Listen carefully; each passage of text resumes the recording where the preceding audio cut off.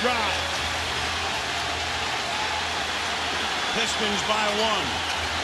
Under 40 seconds. Ginobili loses it, gets it back, feeds it underneath, and Duncan goes down hard and gets fouled.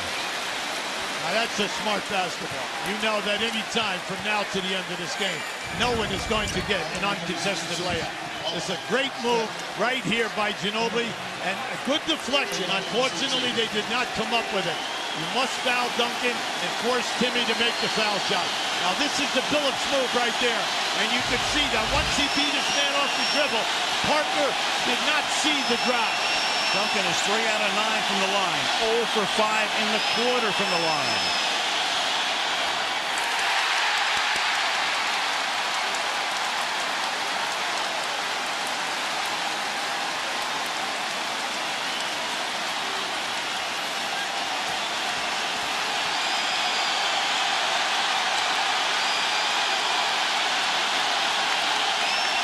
With the crowd screaming, he makes 1 out of 2, and that'll tie the game at 89 all. And Larry Brown will stop the clock. Pivotal game, obviously. But more of the pressure, clearly, QB, has to be on Detroit.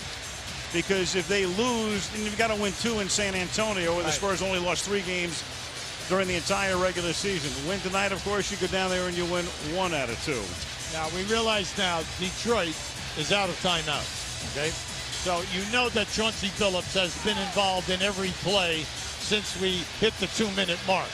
Plus, he is stepping up and playing big.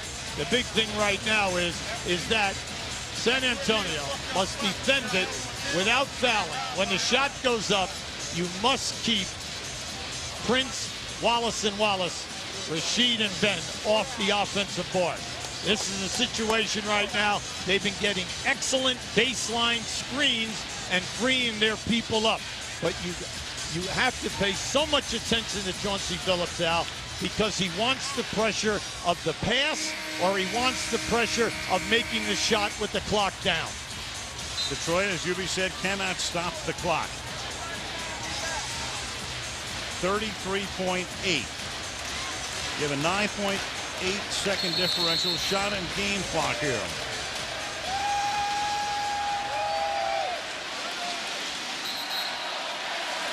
Let's go Pistons is the champ.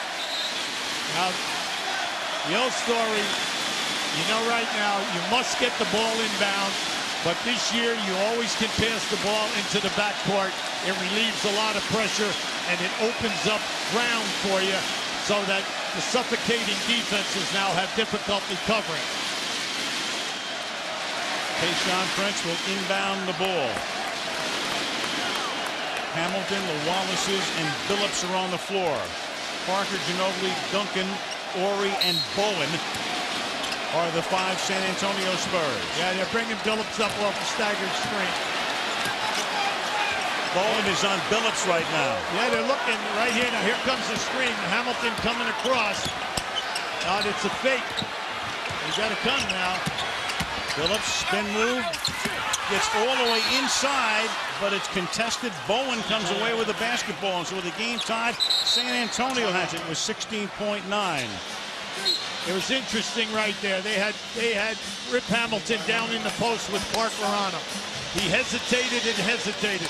It didn't know whether they were going to post it, but he came across for the screen. As Chauncey Billups penetrated and went to the basket, they ended up with a low percentage shot. And how about Popovich's strategy of taking Bowen, who's been on Hamilton for 5 games, on Billups in this situation? That was just an excellent play. Smart move. You've got to foul right away. Stop the clock, because no matter what happens right now, you still have 16.9 seconds as Bowen goes to the foul line. Now we know that Bowen has struggled throughout his career in shooting a high percentage on the line.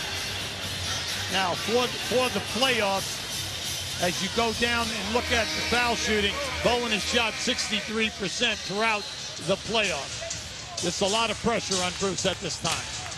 They took a timeout. It was a rebound and a timeout. I'm not sure there was a foul call. Yeah, well, they mentioned he took the timeout underneath. Well, there was the contact that they had underneath there, And when they blew it, okay, they did call it a timeout before the foul.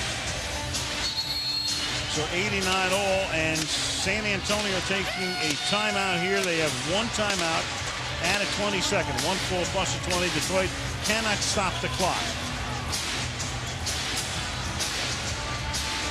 So the Spurs to inbound. Horry will pass it in.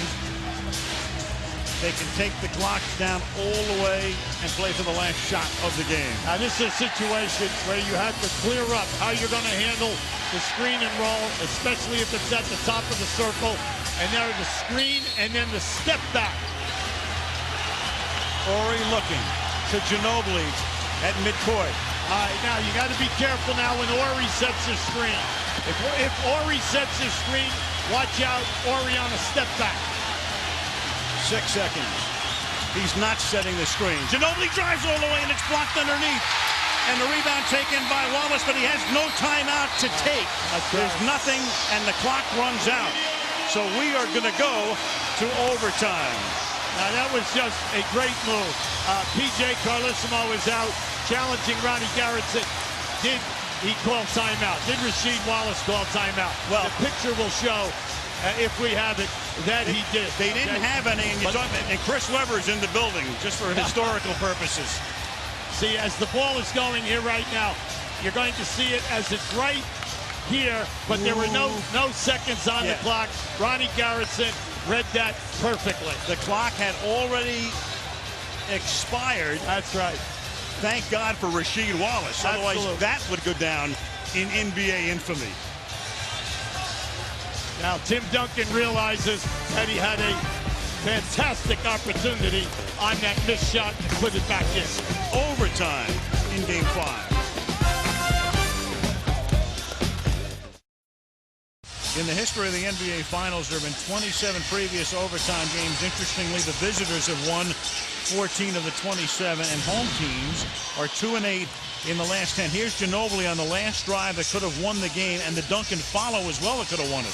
Now, this is just a great Ben Wallace came across, opening up Duncan. Now, just watch. Duncan is open here as he makes the catch. Detroit comes away with a major break right there. Here we go to overtime. It's 5 minutes, and the fouls carry over. So you have Rasheed Wallace, who has 5 fouls. One more, and he's gone. Nobody else in the game has more than 4. He just ran Ginobili on a stagger screen on the baseline.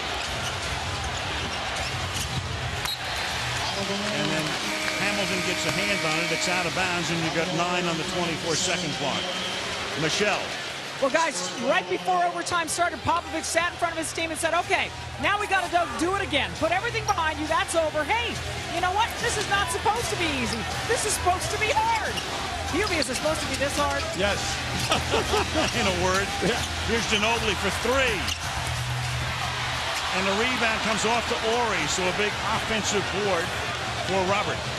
That one just went right through the hands of Ben Wallace. He was up there. He had a piece of it.